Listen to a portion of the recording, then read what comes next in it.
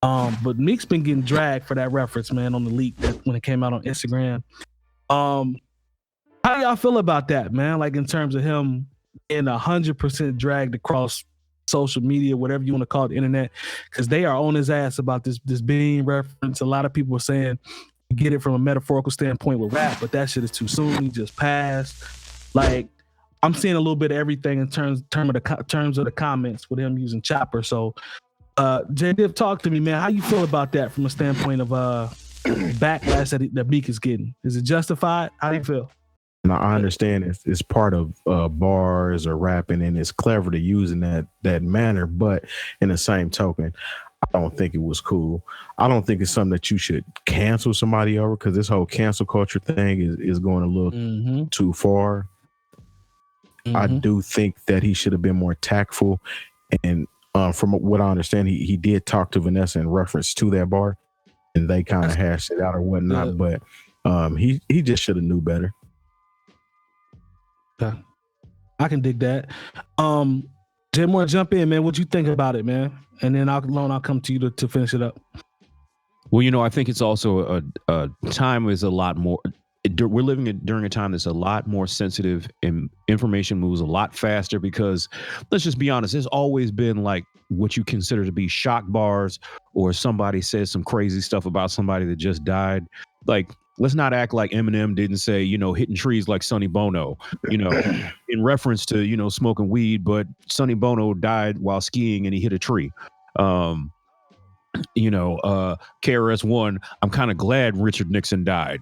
Like, on Warren G's first album, somebody in the 5 Footers said, catch a cap like a Kennedy, and those are just the 3 off the top of my head, but we're at a time now where people are a lot more sensitive to stuff like that. And honestly, Kobe was so beloved within the culture. Like those 3 people I mentioned, I mean, there's a certain distance from the culture that, that people have. So there's not that sensitivity to it. But Kobe was so loved within the culture that people are going to feel a certain type of way about this. And then when his widow speaks on it, then it's like, all right, well, man, you really don't have a leg to stand on about this. I know this was a song that was leaked, but at the same time, but also I also think at the same time, anytime something is leaked in this era, I really think it's a publicity play. You just don't, somebody just didn't steal a CD and take this one little piece of it. Like, this was something that I think was deliberate. And I think it was a bad idea for an attention grab and to dominate a media cycle real quick. When Meek Mill he didn't have a hit on the radio right now. So he's getting talked about on the Breakfast Club and Big Boy's Neighborhood, and people are debating whether or not. And once again, so for what we do, this is great, because it gives us something to talk about on a platform like this. But at the same time, like, I don't think it's really worth all the blowback he's received, especially when this man's widow had to come out and make a statement, so I don't think you got to realize all that clout chasing isn't worth it a lot of times. It's sometimes the clout chasing is not worth it. This time it wasn't worth it. I'm with that. But once again, Kobe is somebody in the culture. Like, if somebody, says some ill bars about somebody outside of the culture who's not particularly beloved, like the 3 examples I gave you, then we just move on. It's not even a story. Yeah, Kobe, as it relates to hip hop, and like you said, with all the people the references that you gave, they're never gonna hit the same way in terms of being as it relates to hip hop and the culture. So I agree with you there. It's not even close. What do you think about it, man? Just the overall conversation with the Kobe reference and the chopper reference, and how he's being treated after his comments. I think I saw it and kind of just kept scrolling. It didn't seem like it was that big of a deal. To be honest, I've heard worse shit. Everybody is a little bit sensitive right now. It was in bad taste, but there's a ton of hip hop shit that's in bad taste, like exactly. We'd really have to address a much larger issue of hip hop being problematic and respecting the problematic, and so out of some sort of freedom of speech creativity thing, which nobody's going to want to talk about. So I I don't know, man. It was just one of those things. Like I just didn't care. I know that's my line, but it's like it didn't seem like something that was like worth getting upset over. But at the same time, I could see why Kobe's people could get upset. I could see why people that were close to Kobe or were huge fans of his could get upset. I think Jay Moore kind of hit it spot on. It's like if it's close to you, you're going to get upset. If not, then you're going to keep it moving. I mean, Kobe was a basketball player. He was a great basketball player. It affected you guys on the show a lot more than it affected me. So, that just kind of goes towards all that, different people are going to take it differently. So I don't know. Maybe it's a publicity stunt, man. I don't know. I'm sorry. Maybe it's not. I was going to say, maybe it's a publicity stunt. I don't know, but I think to truly like put Meek Mill on trial for this, we have to have a much larger conversation. Definitely. Okay. Hey, Definitely. Jay Diff, jump in. You were gonna say something. I think the whole cancel culture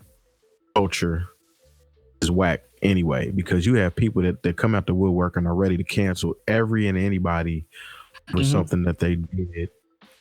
But they're in a position to where they're not held accountable for anything that they do. You know what I'm saying? Because it seems like it's always those people. Like I said, sensitivity is at an all-time high right now. People were able to get away with a lot more back in the day. And I'm not saying that it's necessarily right. And in the same token, we should take it as it is. Understand that maybe he made a mistake and keep it pushing rather than trying to push the whole envelope of canceling somebody. Yeah, I don't even think cancel culture is real. I mean, number one, you can't really cancel anybody. I mean, can you guys think of anybody that's truly been canceled rather than aside from that their career's been pushed forward? You know what I mean? No, I can't think of anyone that's 100. Ja Rule was canceled by 50 Cent. T.I. canceled. I love Flip.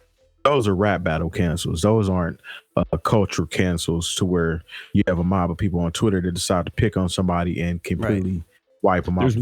There's one. I feel like when 𝗀𝗄 Michelle decided to perform at Trump's inauguration, that was the end of her career. That was the only person I really feel like got canceled. Like it hurt her. That's it. I stopped following her on Twitter. And, you know what? I don't listen to it. It's a rap. I haven't heard from her since. You know what? I don't think I can disagree with that. When's the last time she collaborated with anybody? When's the last time like she's put music out or been interviewed? I haven't heard disagree with that. 𝗀𝗄 Michelle in 4 years. I don't think I can disagree with that because she got dragged. Like she really got, she got dragged for that. And the thing is, people said. People told her, do not do this. Louis C.K. was canceled. So that crosses Louis C.K. into was canceled. So then we're crossing into a different type of cancellation, right? Anything that is kind of sexually related and stuff like that, we see a much higher rate of people getting almost like the idea of calling it forced accountability as opposed to cancel culture. It's like you either have to be forced accountable at this point. You have to address it, but. Like Aziz has kind of come back a little bit. Louis C.K. He's had a Netflix special since then. Yeah. Well, I don't know. Yeah, he has, hasn't he? Yeah, because he addressed it. I don't think Aziz ever really. I don't think he ever was. He was under the microscope, but I don't think it ever actually grew the legs that it could have. The only thing that would make you think that it actually worked is he never came back with another season of his show, which sucks because it was a good series. But yeah, that was a great show. I have a whole album based on it. So, I mean, yeah. Good album, too. Thank you. Very good Master album. None. Go back and watch what's still on Netflix because we didn't get another season, but it's still available. Yeah. Terry Crews. Yeah. So, I that feel actually like it's spearheaded, what's her name's career? What's her girl that was on the show? His friend? Black chick from Chicago. Oh, Lena Waithe. Yeah. Like, really, that's how people became spearheaded her career. Yeah. Yeah. So I don't know, the cancel culture thing is interesting. I don't think people really get canceled. I think it really kind of helps everybody's career. It's like there's no such thing as bad publicity unless it's like something like murder or rape or sexual assault. That's like the lines. But if it's just Yeah, like 'cause calling like- somebody Right. something, or Like even the country cat. Yeah, the country cat that they just got caught saying the N-word a couple weeks back. His album sales actually went up. They tried to cancel him. If you've enjoyed this segment of the New Old Heads podcast, make sure to join our live show every Tuesday from 9 to 11 p.m. Eastern on twitch.tv/newoldheads. And we invite you to join our hip hop community on Discord. Access it by going to newoldheads.com/community for talks on hip hop, sports, music, news, and everything else.